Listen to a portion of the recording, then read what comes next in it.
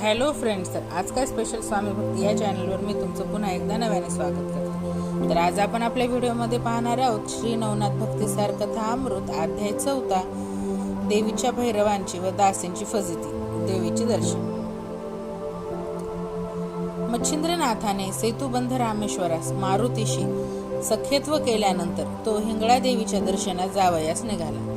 ती ज्वालामुखी भगवती महाप्रतित आदिशक्ती होय. जेव्हा मच्छिंद्रनाथ देवीच्या प्रचंड दरवाजापाशी पोहोचला तेव्हा दरवाजावर महाप्रबळ अष्टभैरव उभे होते. त्याने मच्छिंद्रनाथास पाहताच ओळखिले व साबरी मंत्राने नागपत्र अश्वत्थाच्या झाडाखाली नाथाने सर्व देव अनुकूल करून त्यांच्यापासून वरदाने मागून घेतली आहेत. तो याचा कार्यभाग कितपत सिद्धीस गेला आहे याची प्रचिती पाहण्याची त्यांच्या मनात आली.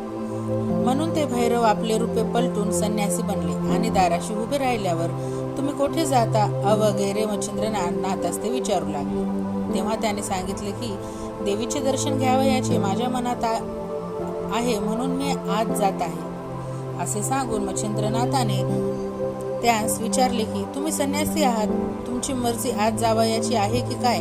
त्यावर ते म्हणाले, आम्ही येथले द्वारपाल आहोत. येथे दाराशी उभे राहून जे कोणी देवीच्या दर्शनास येतात त्यांच्या पाप पुण्याची चौकशी करून मग जो पुण्यवान व मनापासून दर्शनाची इच्छा करणारा असेल त्यास आम्ही आत जाऊ देतो. यास्तव तुझ्या पाप पुण्याचा आम्हा झाडा देऊन मग तू आत जावे. कोणी विषयाविलासाचे दुष्कृत्य तर जर लपवून ठेवले तर आत प्रवेश करते वेळेस तो मध्येच दारात अडकतो, कारण त्यावेळेस दार अतिशय अरुंद होते. मग खोटे बोलून अडकला आहे असे पाहताच आम्ही त्यास मागे ओढून शिक्षा करतो. याकरिता तुमच्या हातून जी जी कर्मे झाली असतील ती सर्व सांगून येथे झडती द्यावी व मग दर्शनात जावे. अष्टभैरवांचे असे भाषण ऐकून घेऊन मच्छिंद्रनाथ म्हणाला, मी पाप पुण्य काही एक जाणत नाही. मजकडून आजपर्यंत जी जी कर्मे घडली ती सारे ईश्वर प्रित्यर्थ केली आहेत. तशात आम्ही पाप पुण्यापासून अलिप्त आहोत. हे भाषण ऐकून ते संन्यास रूपी अष्टभैरव चकित झाले व म्हणाले, जन्मास आल्यानंतर तू केलेली कामे छपून ठेवलीस तर येथे तुझा निभाव लागायचा नाही. मार खाऊन परत जावे लागेल. याकरिता काही वाईट असेल तर सांगून आत जावे, म्हणजे अंबाबाई कृपा करेल व तुला दर्शनही देईल. अशा प्रकारचा बराच संवाद होऊन शेवटी मच्छिंद्रनाथ म्हणाला की प्राण्यांना शासन करण्याकरिता मी अवतार घेतला आहे. मज पुढे तुम्हा मशकांचा प्रताप अद्भुत आहे असे माझ्याने म्हणवेल तरी कसे? हे ऐकून आहे अष्टभैरवास राग आला व ते त्रिशूळ, फरस, गांडीव, तलवारी, अंकुश, बर्ची, गदा, भाले, कुऱ्हाडी अशी तीव्र शस्त्रे घेऊन युद्ध करण्यास सिद्ध झाले. मच्छिंद्रनाथाने जय जय गुरु दत्त म्हणत हातात भस्म घेतले आणि मंत्र म्हणून म्हटले की मित्रा वरुणी देवा, माझ्या कार्यासाठी तयार रहा. अग्निनी, वरुणी, अग्नी, वायू, इंद्रादी देव, गणगंधर्व आदी करून सर्वांनी कार्यामध्ये सहाय्य करण्यासाठी तयार राहावे. तुम्हा सर्वांना मी नमस्कार करतो. अशा रीतीने सर्वांना युद्धाचे आमंत्रण करून मंतरलेले भस्म दाही दिशास फेकले. नंतर वज्रप्रयोग म्हणून विभूती अंगास लाविल्यानंतर त्याचे शरीर वज्राहून कठीण झाले. नंतर मच्छिंद्रनाथाने भैरवास सांगितले की तुम्ही आता आळस करून विलंब करू नका, युद्ध करण्यास तयार व्हा. न कराल तर तुम्हास माता पित्यांची शपथ आहे. ते ऐकून अष्टभैरवाने रागाने तीव्र शस्त्रे सोडली, परंतु मच्छिंद्रनाथाने त्यास जुमानले नाही. ती त्यास गवताच्या काड्यांप्रमाणे वाटली, परंतु त्या योगाने तिन्ही लोकात थरकाप होऊन गेला. त्यावेळी वासव शक्ती सोडण्यात आली. तिच्या आवाजाने ब्रह्मांड दणाणून गेले. तो आंबेने ऐकता शोध करण्यासाठी आपल्या लावण्यखानी दासी पाठविल्या. त्यांनी हा प्रळय पाहिल्यानंतर दुसऱ्या असंख्य दासी मदतीस आणून शस्त्रास्त्राचा मजबूत मारा चालू केला.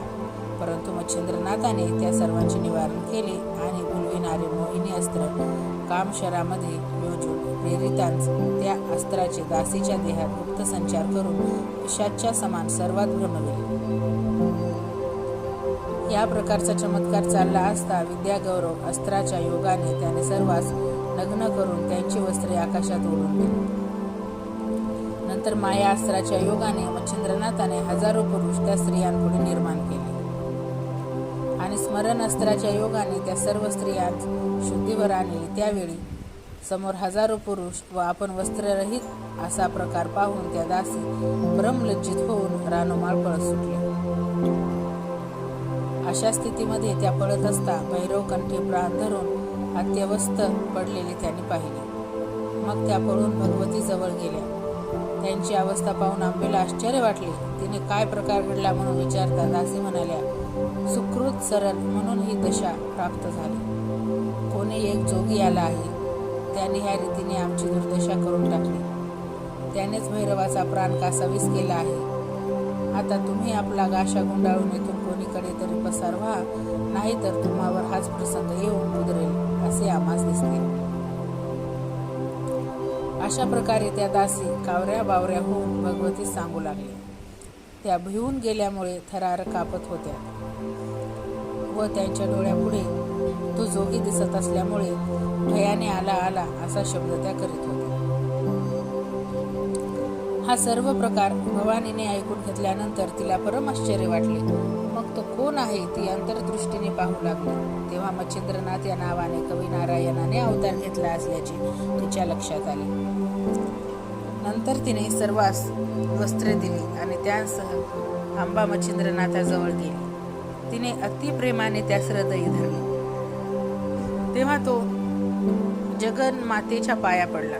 आंबेने त्यास मांडीवर बसविले व प्रताप करून दाखविल्यावर तिने त्याची तारीफ केली. शेवटी तिने त्यास भैरवांना सावध करावयास सांगितल्याबरोबर त्याने वात आकर्षण अस्त्र काढून घेतले. भैरव सावध होऊन पाहू लागले. तो अंबा मच्छिंद्रनाथास मांडीवर घेऊन बसली आहे असे त्यास दृष्टीस पडले. त्यांनी देखील मच्छिंद्रनाथाची तारीफ करून त्याला शाबासकी दिली व नाग अश्वत्थाखाली संपूर्ण दैवते प्रसन्न होऊन त्यास आशीर्वाद दिल्याबद्दलचा मूळचा सांगत मजकूर आंबेला कळविला. तो ऐकून माझ्या मनात तुझा पराक्रम पाहावा असे आले आहे, म्हणून आंबेने नाथास सांगितले. त्यावेळी तू सांगशील तसे मी तुला करून दाखवितो असे नाथाने म्हटल्यावर तिने पर्वत आकाशात ओढून पुन्हा जागच्या जागी आणून ठेवाव्यास सांगितले. हे ऐकून त्याने वातास्त्र योजून व मंत्र म्हणत भस्म पर्वतावर फेकले. तेव्हा पर्वत आकाशात भ्रमण करू लागला. मग तिने त्याची पाठ थोपटून वाखाणणी केली आणि पर्वत उतरवयास सांगितले. तेव्हा त्याने वायुअस्त्र काढून घेऊन पर्वत जागच्या जागी आणून ठेवला. ते पाहून आंबेस संतोष वाटला. मग नाथास घेऊन आंबा आपल्या स्थानास निघाली. नाथ तेथे त्रिरात्र राहिले. जाते समयी आंबेने प्रसन्न होऊन त्यास सप्रास्त्र आणि भिन्नास्त्र अशी 2 अस्त्रे प्रसादा दाखल दिली. त्यांचा स्वीकार करून मच्छिंद्रनाथ आंबेस नमस्कार करून निघाले.